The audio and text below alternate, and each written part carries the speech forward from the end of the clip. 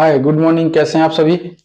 आशा करते हैं आप सभी स्वस्थ होंगे। तो चलिए शुरू करते हैं हम लोग आज का अपना क्लास। आज हम लोग फिर से रेलवे सीरीज करने वाले हैं।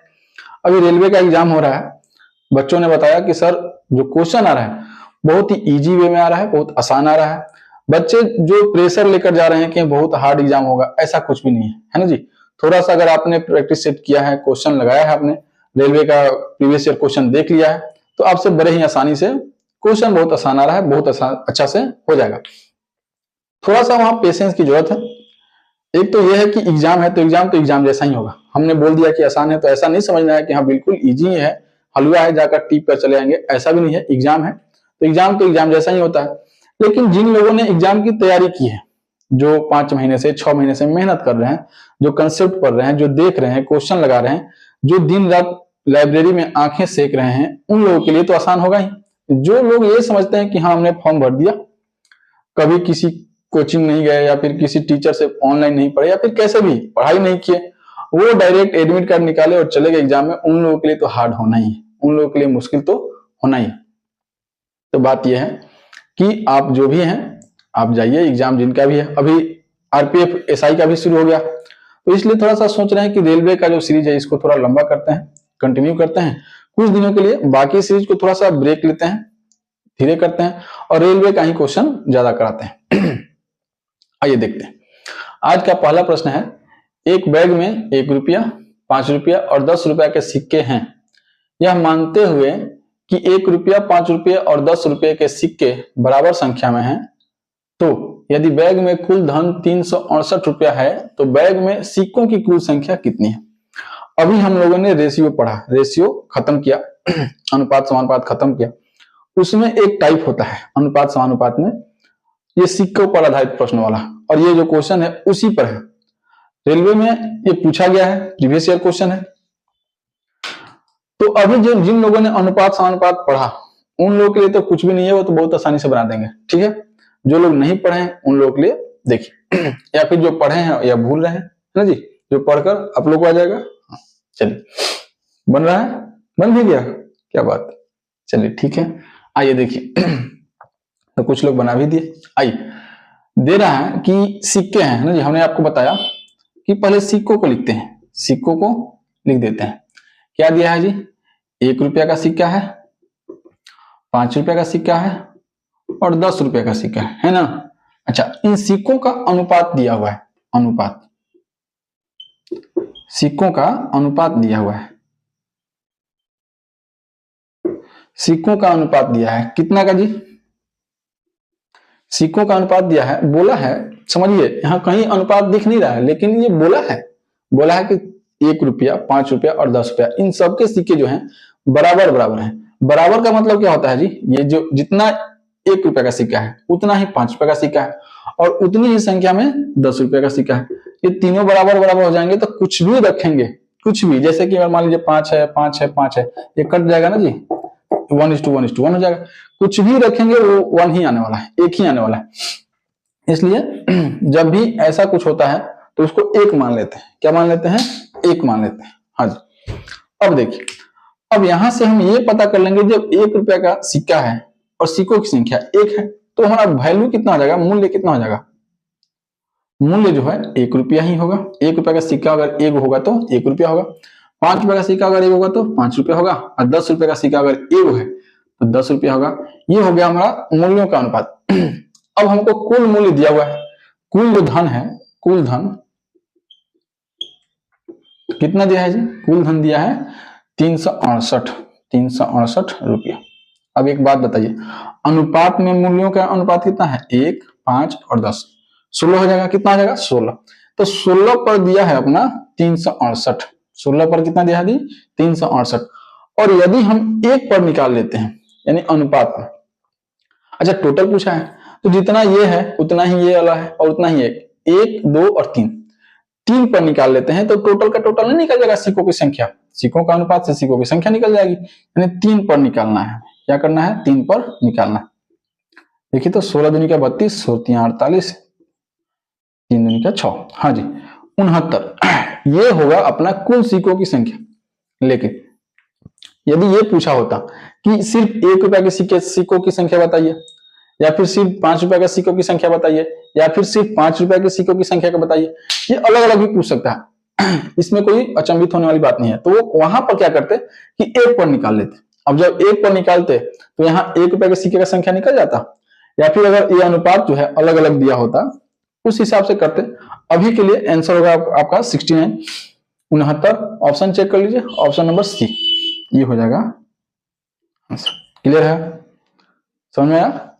नोट कीजिए।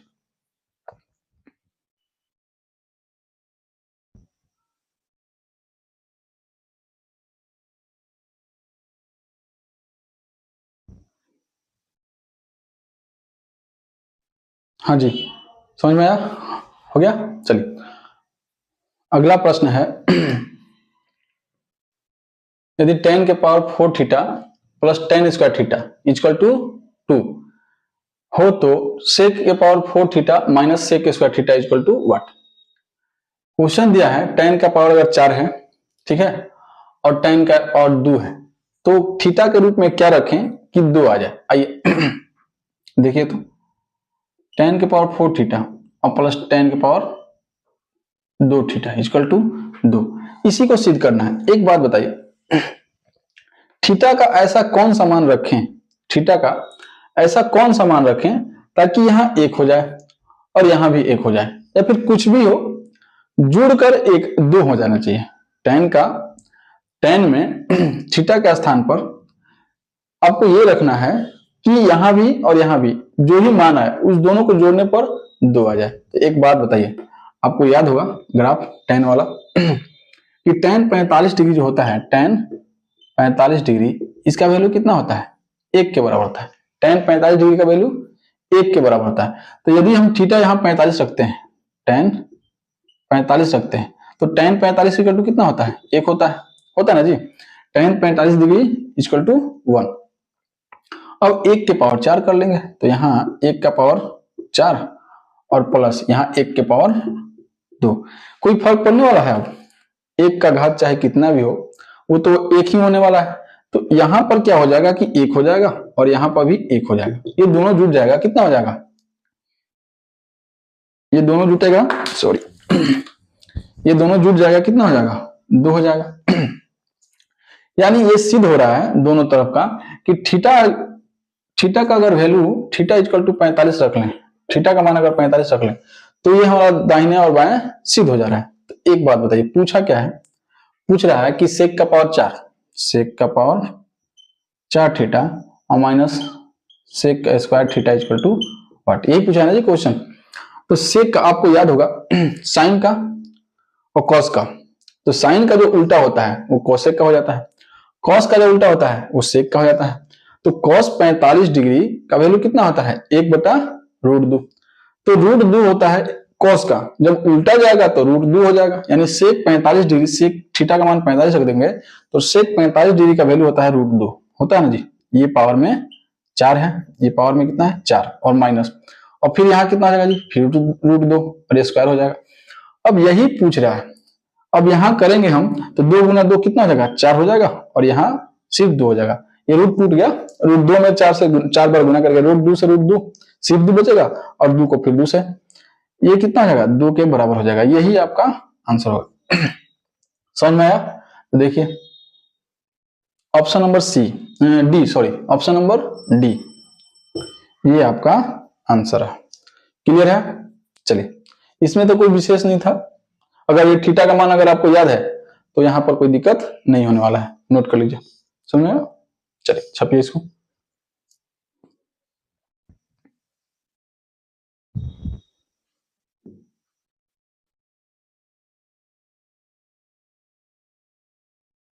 हाँ जी, अगला प्रश्न है, एक कार 4 घंटे में 350 किलोमीटर दूरी तय कर सकती है। यदि इसकी चाल में 12.1/2 किलोमीटर पर आवर की कमी की जाती है तो 450 किलोमीटर की दूरी तय करने में कार कितना समय लेगी? आइए, बड़ा ही आसान क्वेश्चन है। देखिए, अच्छा जी इसको बताइए, बोला है कि 350 किलोमीटर की दूरी तय करती है 4 घंटे में, तो समय हमको दिया है 4 घंटा और दूरी कितना दिया है जी? 350 किलोमीटर। और इस 350 किलोमीटर की दूरी को वो कितना देर में तय कर रहा है जी? 4 घंटे में। तो अगर हम यहाँ भाग लगा दें तो क्या निकल जाएगा? चाल निकल जाएगा, किलोमीटर पर आवर हो जाएगा। यानी कि अगर इसको हम 4 घंटे से भाग कर दें तो ये क्या निकल कर आएगा? चाल। क्या हो जाएगा जी? चाल नहीं हो जाएगा, ये हो जाएगा चाल। ये किलोमीटर पर आवर हो गया, यानी कि किलोमीटर पर आवर। और ये कितना हो गया? 2 से काट लेते हैं, यहाँ 2 हो जाएगा और ये हो जाएगा आपका 1, 7 दूनी का 14, 5 दूनी का 10 हो जाएगा जी 175/2 kilometre per hour. Kilometre per hour. अब क्या बोल रहा है?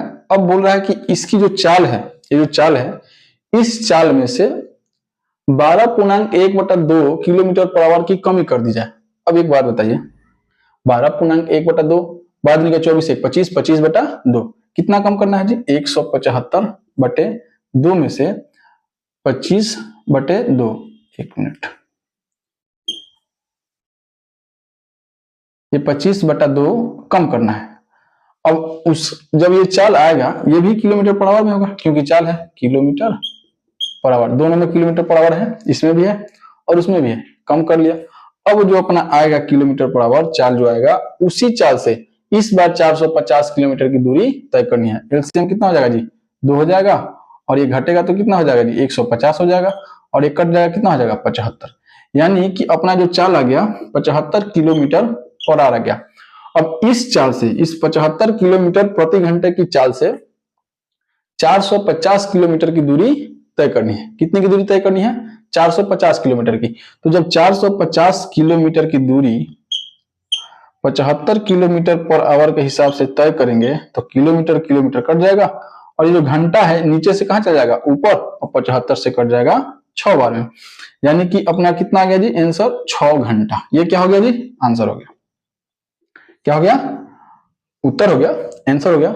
अब देखिए ऑप्शन चेक करना है, option number C, option number C, ये रहा आपका आंसर। मैच कीजिए, समझ में आया?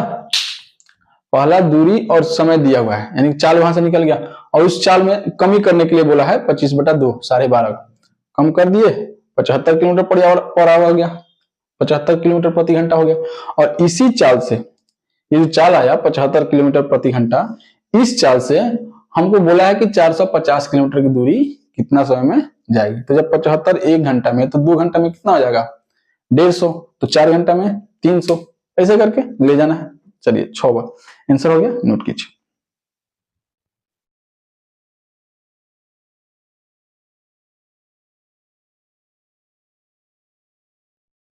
हाँ जी, अगला प्रश्न है, वह छोटी से छोटी संख्या ज्ञात कीजिए जिसे 20, 25, 35 तथा 40 से विभाजित करने पर शेष क्रमशः 14, 19, 29 और 34 बचता है।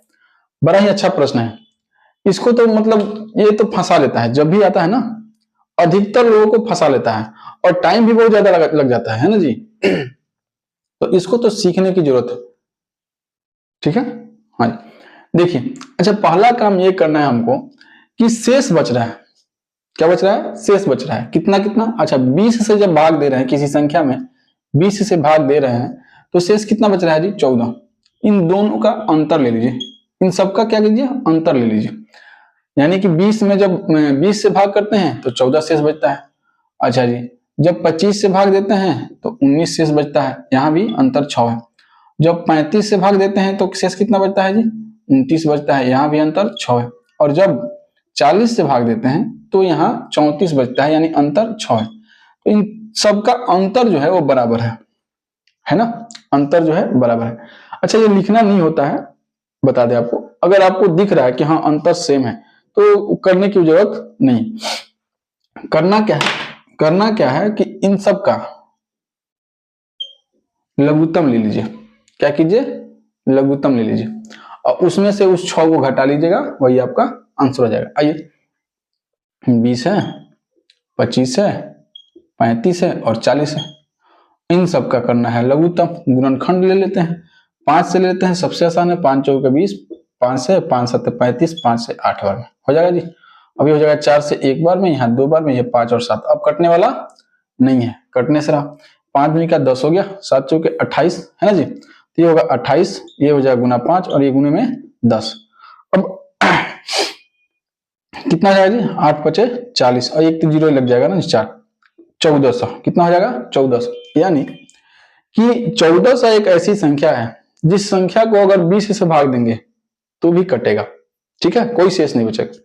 25 से भाग देंगे तो भी कोई शेष नहीं बचने वाला, तो भी कट जाएगा। 35 से भाग देंगे तो भी कट जाएगा, तो भी कोई शेष नहीं बचने वाला।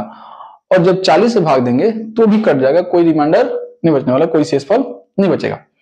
अब बोल ये रहा है कि इन सब में जब भाग दिया जाए, यानी कि 1400 में जब इन सब से भाग दिया जाए तो शेष बचना चाहिए। और कितना बचना चाहिए, तो हर बार 20 से भाग दें तो 14, 25 से भाग दें तो 19, 35 से भाग दें तो 39 और जब 40 से भाग दें तो 34 शेषफल बचना चाहिए, ऐसा बोल। इन सब का जो अंतर है 6 आया है। अब इसमें से इस 1400 में से अगर हम 6 को कम कर लेते हैं, इस 1400 में से 6 को कम कर लेते हैं तो हर बार ये 14 बचेगा। जैसे 20 है और 20 में से 6 निकाल दिया, कितना बचेगा 14 बचेगा। वही प्रक्रिया यहां होने वाला है। अगर इस जो अंतर है उसको घटा लेते हैं तो कितना हो जाएगा जी 1394। अब इस 1394 में इसमें से जितना भी दिया हुआ है किसी से भी भाग देंगे तो जितना ये अंतर पूछा है ना उतना ही आएगा, ठीक है, समझ आया। हाँ जी, तो इसको याद रखना है, ऐसे कंसेप्ट को ये बहुत पूछता है, हर बार पूछता है, हर बार फंसाता भी है और बच्चे भूल भी जाते हैं इसको, इस कंसेप्ट को। इसलिए इसको थोड़ा सा स्टार लगा लीजिएगा, स्टार मार्क करके इसको तो जरूर से जरूर छापिए भी और समझिए भी। फिर से एक बार समझा देते हैं। जब भी ऐसा क्वेश्चन आए कि कहे कि फलाना फलाना फलाना फलाना संख्या दिया हुआ है, इससे जब किसी संख्या में भाग देते हैं तो हर बार अलग अलग शेषफल बचता है, लेकिन उस अलग अलग शेषफल के बीच में जो अंतर है देखा जाएगा ध्यान से तो बराबर है। तो उस स्थिति में क्या करना है कि जो संख्या जिससे भाग किया जा रहा है किसी संख्या में, उस संख्या का लेंगे एलसीएम, ठीक है, और उस एलसीएम में से जो अंतर बचा था उसको कर लेंगे माइनस, घटा लेंगे, वो हमारा आंसर हो जाएगा। यहां देख लीजिए option number A, option number A, ये हो जाएगा आपका आंसर। समझ में आया? चलिए नोट कीजिए इसको, चलिए छाप लीजिए।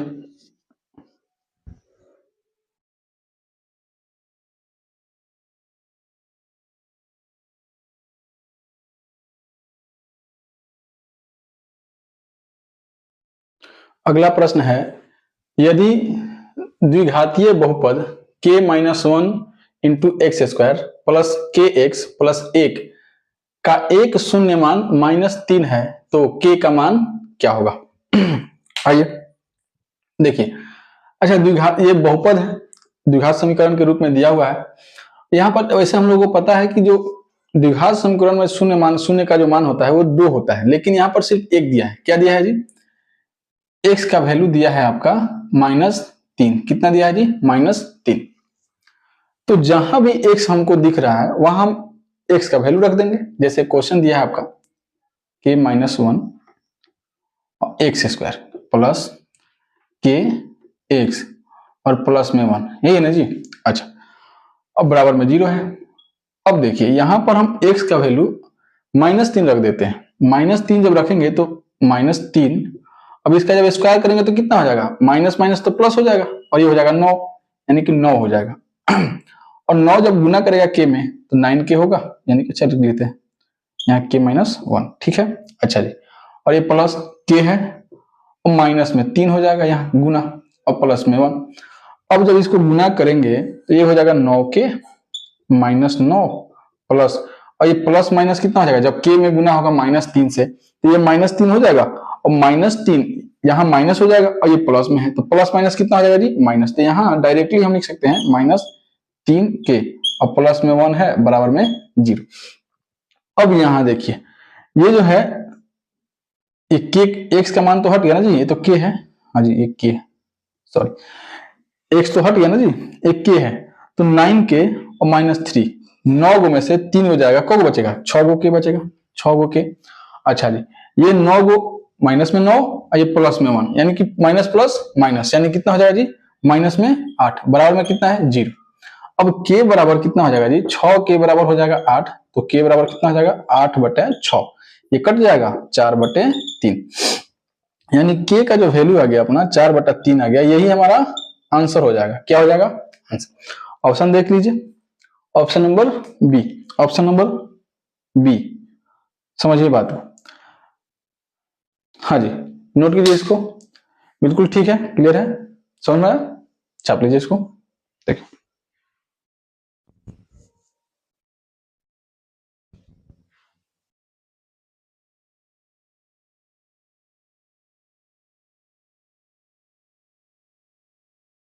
हाँ जी, देखिए अगला प्रश्न है 23 माइनस बड़ा कोष्ठ, 24 माइनस महिला कोष्ठ शुरू, 25 माइनस छोटा कोष्ठ शुरू, 26 माइनस और 27 माइनस 28 के ऊपर बार दिया हुआ है, वो भी बार कोड है। ठीक है, बार कोष्ठ है, छोटा कोष्ठ बंद, महिला कोष्ठ बंद और बड़ा कोष्ठ बंद, इसी का वैल्यू पूछा है।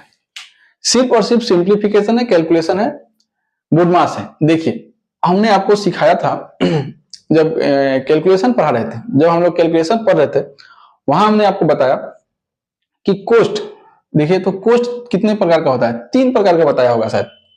आज आपको बताते हैं कोष्ठ 4 प्रकार का होता है। देखिए ये हो गया छोटा कोष्ठ, ये क्या हो गया? ये मंझला कोष्ठ हो गया, और एक होता है ये बड़ा वाला कोष्ठ। ठीक है, ये बड़ा कोष्ठ होता है। एक कोष्ठ और होता है जो सिर्फ ऐसे लगाते हैं, जैसे कोई संख्या है, जैसे यहाँ लिखे हुए हैं 4 प्लस और 3 माइनस 2। ठीक है, या फिर यहाँ क्या करते हैं कि यहाँ भागा रखते हैं, 4 भागा 3 और 3 माइनस 2, है ना जी, 4 भागा 3 माइनस 2, और यहाँ बार लगा देते हैं।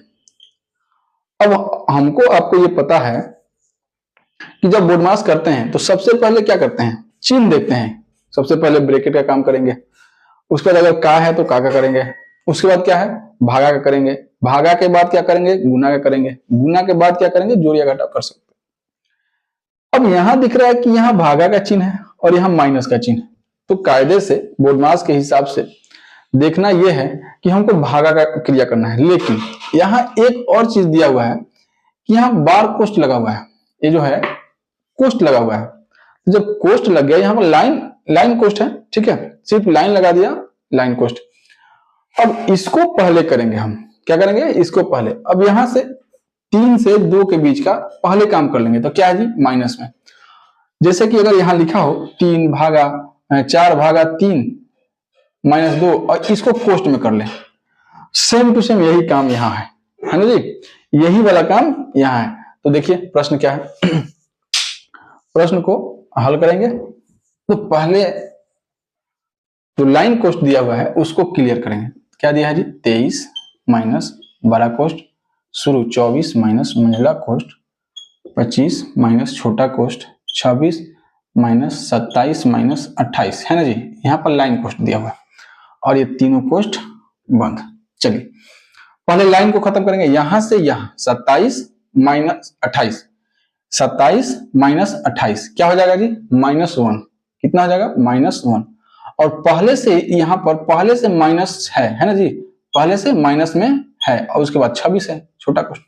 अब ये माइनस माइनस कितना हो जाएगा? प्लस हो जाएगा, यानी कि यहाँ ये माइनस में 1 है, इसको हम क्या कर सकते हैं? प्लस में कर देंगे, तो 26 और माइनस प्लस हो जाएगा, तो 26 + 1, यानी कि ये कोष्ठ का जो वैल्यू है टोटल का टोटल कितना हो जाएगा? 27 हो जाएगा।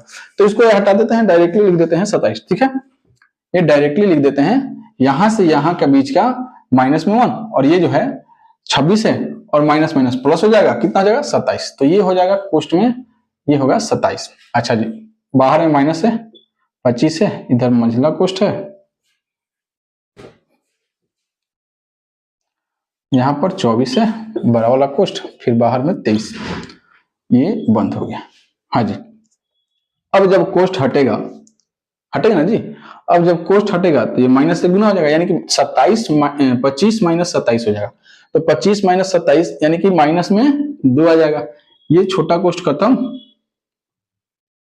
मंझला कोष्ठ शुरू, है ना जी। लिखने में थोड़ा सा गड़बड़ हो जाता है, हाँ अब ठीक है। मंझला कोष्ठ शुरू, उसके बाहर में फिर माइनस में है 24, बड़ा कोष्ठ बंद हो गया, फिर बाहर में माइनस है और 23। अब ये माइनस, जब ये कोष्ठ हटेगा तो चिन्ह का चिन्ह से गुना होगा, यानी कि माइनस से गुना करेगा, क्या हो जाएगा? प्लस हो जाएगा। तो 24 और +2 यानी कि ये कितना हो जाएगा जी? 26। तो कोष्ट में हमारा हो जाएगा 26। क्या हो जाएगा? 26। और ये माइनस है पहले, उसके पहले में क्या है? माइनस में, और ये 23। तो 26 ये जो कोष्ट हटेगा तो 26 जो है माइनस में चला जाएगा, यानी कि 23 माइनस 26 इक्वल टू -3। ये अपना आंसर होगा। क्लियर है? चलिए देख लीजिए option number B. Option number B ये हुआ आंसर। क्लियर है? देखने में बहुत छोटा है, बहुत ही आसान लगेगा, लेकिन गलती होने की संभावना जो है, गलती होने का जो चांसेस है बहुत ज्यादा होता है। क्योंकि वो जो बहुत ज्यादा आसान होता है ना, बिल्कुल उसको मतलब बहुत आसान भाषा में बोलते हैं ना कि हल्का में ले लेने से, है ना जी, बहुत आसानी से उसको गलत करके चले आते हैं लोग। सिर्फ माइनस प्लस का अंतर होता है और गलत हो जाता है। तो बाबू नंबर तो उतना ही मिलने वाला है ना जी, है कि नहीं? नंबर आपको उतना ही मिलने वाला है जितना कि आपको टाइम एंड वर्क करने के बाद, मेंसुरेशन करने के बाद, जो बड़ा बड़ा हाई टेंस डिस्टेंस करने के बाद, टीडीएस करने के बाद, प्रॉफिट एंड लॉस करने के बाद, सीआई का क्वेश्चन करने के बाद, जो बड़ा बड़ा क्वेश्चन सॉल्व करने के बाद भी जो 1 नंबर मिलता है, इसको भी सॉल्व करने के बाद 1 ही नंबर मिलेगा। लेकिन वैल्यू बराबर है जब, तो ये आपको आसान दिख रहा है ना जी, ये आसान है, लेकिन यहाँ गलती बहुत आसानी से हो जाता है, बहुत चूक हो जाता है छोटा सा, और छोटी सी गलती 1 नंबर खत्म कर देता है। तो इसलिए इसको सावधानी से समझ लीजिए, इसलिए इतना डीपली समझाकर बताया गया, नोट कर लीजिए। ठीक है? चलिए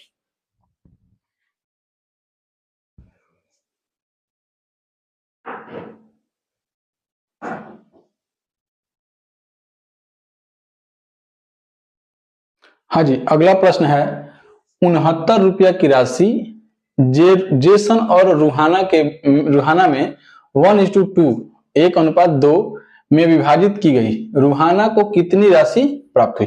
तो बड़ा ही आसान क्वेश्चन है, और इससे आसान क्वेश्चन कुछ भी नहीं हो सकता है। रेशियो का पहला टाइप है, बिल्कुल विभाजन वाला। देखिए 1:2 दिया हुआ है, किसका? जेसन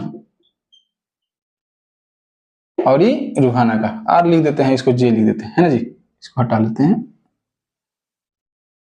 इसको जे कर लेते हैं। ठीक है? हाँ जी, ये 2 हो गया। जे और आर है, इन दोनों के बीच जो रुपयों का विभाजन हुआ है, धनराशि का जो विभाजन हुआ है 1:2 के अनुपात में हुआ है। तो इसको जोड़ देंगे तो अनुपातों का जो योग होता है कुल योग के बराबर में आता है। तो अनुपातों को जोड़ देंगे तो कितना हो जाएगा? 3। और इसी 3 पर कितना रुपया दिया है? 69 रुपीज। यानी कि ये 3 है, अनुपात का जो 3 है वो 69 रुपया के बराबर में है। तो पूछा किसका है? रूहाना का। तो रूहाना का तो 2 है अनुपात में, तो 2 पर निकाल लेंगे, बात खत्म।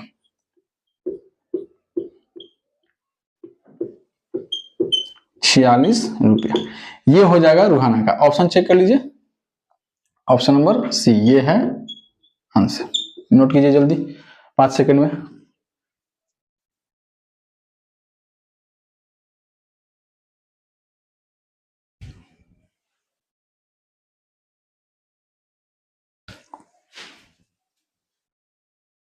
समझो? चलिए ठीक है। हाँ जी, तो आज के लिए रहने दे। हाँ, आज के लिए इतना ही। मिलते हैं फिर अगली क्लास में, तब तक के लिए धन्यवाद। आप अपने आप को सुरक्षित रखें, और रेलवे में जिनका भी इस बार एग्जाम चल रहा है, हमारी शुभकामना है कि आप सबका, जो भी वीडियो देख रहे हैं सबका, जिनका भी एग्जाम है, इस बार नौकरी हो जाए और आपका जीवन सुखमय बीते। धन्यवाद।